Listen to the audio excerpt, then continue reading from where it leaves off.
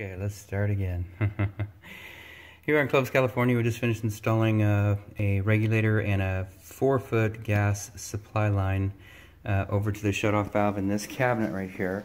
The cooktop and the supply line is provided by the homeowner directly from Lowe's. Shutoff valve is existing to the home. We haven't replaced that, so that's not ours. Here's the cooktop sitting here. We do want to take a look at the gas connection right here. The gas is turned on, so we just want to make sure before we dump that in place that we've got no gas leaks back here, because once it's in place it's kind of hard to get in there because there's a stove directly underneath it, or an oven directly underneath it. So let's do this. So this is sensing any kind of leaks going on, and right now you'll see the green. Hopefully you'll see the green, the beep, green flashing light. It's pulled over so I can actually see the green. So we're testing where it's tied in down here. Any gas in this area, it'll be green, yellow, or go red. Red meaning stop, turn everything off, you got trouble. Yellow is say you might want to address this at some point before something explodes. So that's both of these joints right here being tested. You can see down below, that's where the flared connection is, and you can see flashing green up here as well, where the regulator screws on to the appliance itself. Hopefully, yep, green. So we're all good here. We got green where the regulator ties onto the appliance. It's a 3/8 nipple stubbed out there. And then we have green, like we showed you before, down here where the 1/2-inch adapter, it's a male iron pipe adapter, screws into the regulator and then makes a transition down to the flare fitting on the supply line. So that is all green. One more green light. There you go. So we're going to go ahead and pause this video and take another video after completion and test the gas valve out as well.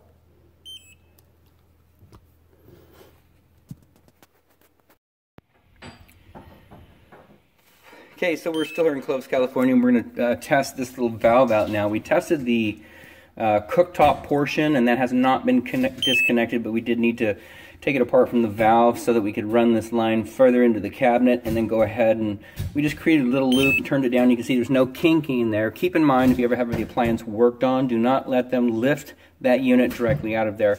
They will have to come in, shut the gas off, disconnect that loop, straighten it back out, so that as they lift up on this unit, that gas line will crawl straight through the hole. It'll go straight through the hole without kinking anything. If you try and lift it up, what'll happen is that circle will collapse and it will kink it.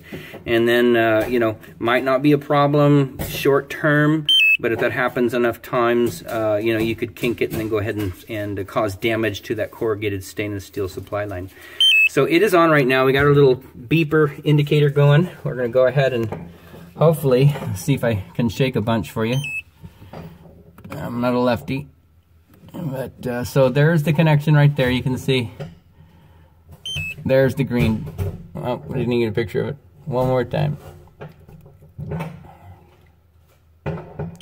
So there's the green, and that's the only point of connection. This is not ours right here. We'll go ahead and put it on there just for fun because we are here.